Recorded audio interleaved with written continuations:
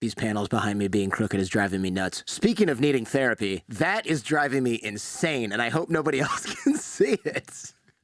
Can you see the panels behind me? I can. Now that you mentioned it, they look crooked to me, and it's annoying, and I don't know how to fix it. I'm like, clearly the camera's like a little off. I'm tempted to also leave it just to watch 1,000 people upvote the one comment that's like, what's up with the crooked panels in the background? It's definitely the camera, because the whole thing. Well, I think actually, like Jordan, this is perfect, because you're getting a sensory input, and what is it doing to you?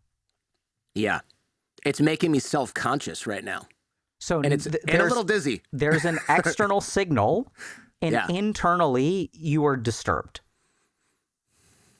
Right? And so I'm noticing a change already. To say the least. Right? So your mind is thinking about this thing needs to be shifted, but this is another problem that a lot of people fall into. Now your internal peace is determined by whether you can straighten the panels. I'm literally sweating right now. Right? Yeah, it's and crazy. it's not because it's hot in here. And all it is tilted panels. OCD. Yep. It's not the panels. It's not even the panels. The camera like moved a slight bit off center, and it's just and now absolutely annoying. You can't concentrate on anything. Lost my mind. Bleep the F-bomb. Right. Please. And so this is the problem, is we have all this sensory input, but we don't know how to receive the sensory input. We don't know how to modulate the sensory input. And then we fall into another trap, which is that the way that we want to fix things is by tilting the camera, which is fair enough. I'm with you. I'm now it's bothering me too. Yeah, great. But we need to keep in mind that this is where a lot of people like lose control of their life, because if you need the panels to be straight in order for you to be at peace, your peace is now determined by the external world. Does that kind of make sense? It does, and for that reason, I'm going to leave these crooked for the rest of the show. And the other reason is because I have no idea how to straighten the camera without taking a bunch of time and wasting your time, which I'm not going to do. Yes, that was great, and I appreciate that. I was going to edit that out, but now it's like we got to leave that in. Yeah, right. Top comment. What's up with the crooked panels? So just pay attention to when the external world makes you feel a certain way. A lot of us default to changing the external world. Oh, my parents are mad at me because I didn't choose the right topic in college to study. I didn't pick the right major. And so now what I'm going to do to make myself feel better is I'm going to cave to the people around me so that they are happy. And if they are happy, then I'm happy. This is something that especially a lot of men do because we're kind of socialized in this way. Women are socialized in a very similar way, slightly different. But we have to live up to the expectations of other people. This is where the shoulds come from. Yes. And then the problem is that if I have to live up to the expectations of other people for myself to be happy, that means someone manipulative in my life will figure out that if I can be unhappy towards this person, I can control their behavior.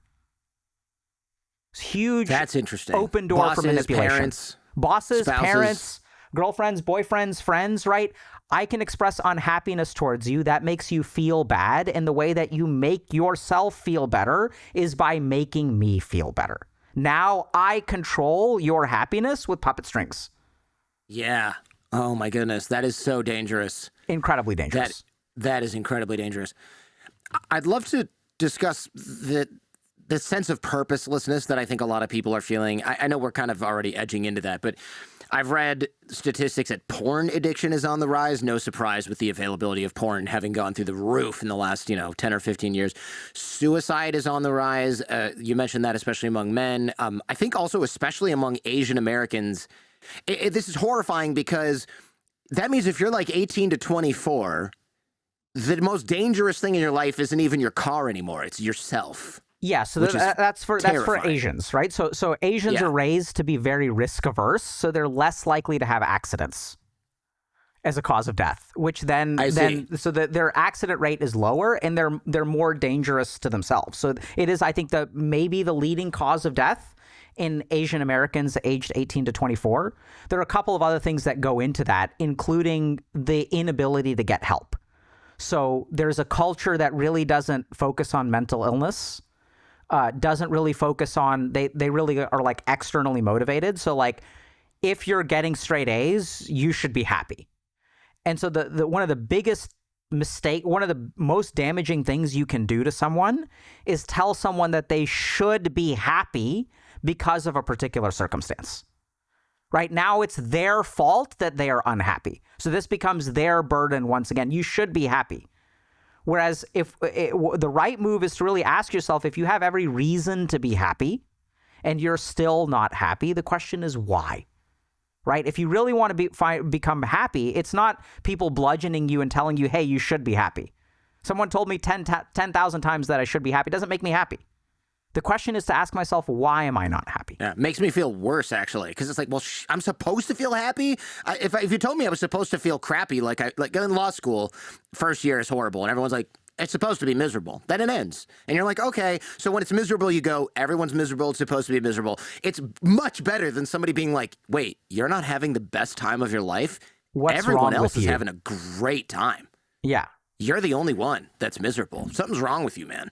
So I think we see that very clearly right now, where a lot of people believe they should be happy. And that's, once again, because we're fed this sensory diet of, oh, if I have this particular shirt or have this particular bag, ha ha ha, I'm so happy. Right? If you look at beer commercials, it's people who are incredibly in shape socializing at the beach. That's not, if you go to a grocery store and you watch who's buying beer, it's not models at the beach, right? No, generally not. And yeah, so this is a huge problem. And you kind of mentioned purpose. So let's talk about that for a second. So I think what happens when we get bombarded with this sensory information is we externalize our attention. We don't pay attention to our internal signals. And then what happens is it's a war for senses. So whoever can convince us that their product will bring us the most happiness, that's what we end up chasing. So we have these very sophisticated marketing tactics, advertising tactics, where everyone says, oh, by the way, you're unhappy, buy this thing and it'll make you happy. But it doesn't matter who wins. You as the user will lose because you're not paying attention to yourself. So we're seeing a whole-scale externalization of our attention. And the more we disconnect from ourselves, the harder it is to find purpose, because the world can't tell you what your purpose is. You have to figure out what your purpose is. And that happens primarily through introspection. I guess if getting purpose externally worked, then tiger parents, whatever the Indian version of that, or the white person version of that, that would work really well. But it doesn't. But it doesn't. Yeah. Right? So we don't know what we want. There's also another really interesting neuroscientific angle here, which is that if you look at technology usage, the other thing that technology usage tends to do is numb our emotions. Not just our bad emotions, our good emotions as well. And once we start numbing our emotions, we don't know what we feel. And so when I lose my internal compass because I become numb internally, how are you supposed to find purpose when you don't feel anything? Right? Then the cycle repeats because now I don't know what to do. Now I'm not motivated. Let me go watch this motivational guru. And then the motivational guru will give me the answers. I feel like I might be talking about something separate here, so stop me if I am. But a friend of mine who I grew up with, who I saw recently, reminded me of this. He's like, you're doing exactly what you wanted to do as a kid. And I'm like, what are you talking about? And he's like, you're talking on, I mean, it's not the radio, it's the modern equivalent. And I was like, oh yeah. And he reminded me of how we used to build FM transmitters in the basement and got plans and went to Radio Shack, which doesn't exist anymore, and soldered the thing together and put an illegal antenna on it that we fished out of someone's garbage. And then it was like decades went by, or a decade at least went by, decade and a half. And I became an attorney of all things, right? Mm-hmm. And my friend was like, I never saw that coming. And I'm thinking, I never wanted to do that. Yep. What happened? And when I started doing the podcast, I was like, this is awesome. And then reminded me that I always wanted to do this kind of thing, but the signals had been so drowned out by, you can't make money doing that. That's not a real job. That's something 1 in a million people get the chance to do that, yada, yada. I forgot about it. Not I put it aside. I literally forgot about it, forgot it even existed. Yeah, I think it's a very common experience. I like the phrase drowned out. I think it's a beautiful way to describe what is happening to a generation of people. Our own internal signals are getting drowned out by everyone, including the boomer generation, telling us, hey, you should be doing this, you should be doing this. right? So what's going on right now, like at least in the United States and parts of Europe as well, is we were all sold in the US on this dream that, okay, if you go to college, you'll get a good job. If you get a good job, you'll be able to afford a house. You'll be able to get married, right? And this was the dream that we were sold. But something happened along the way where now people who go to college are saddled with a bunch of debt. The wage has, relatively speaking, decreased compared to things like home prices. So you have a generation of people, I think 50% of people under the age of 30 are now living with their parents who are adults. That's terrifying, man. That's the pressure. The pressure is real. I'll never forget. I wrote a letter of recommendation to Michigan Law for this Korean kid who I knew, who said his mom literally told him, "I'm going to kill myself if you don't get into this school." Imagine the pressure, this insanely unreasonable pressure. And then he didn't get in. I'm pretty sure she didn't actually kill herself as a result. But like, I too would live in my parents' basement if I thought I was an abject failure because I didn't get into like Harvard Medical School, and that was their dream for me since I was a little kid, even though that is patently unfair.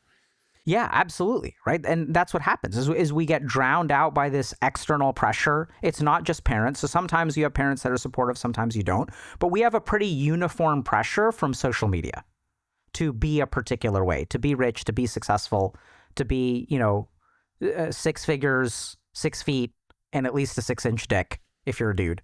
There's the female equivalent of like no thigh gap. Thigh gap. Man. And having no thigh gap is like the worst thing on the planet. And so women are taught this kind of stuff too.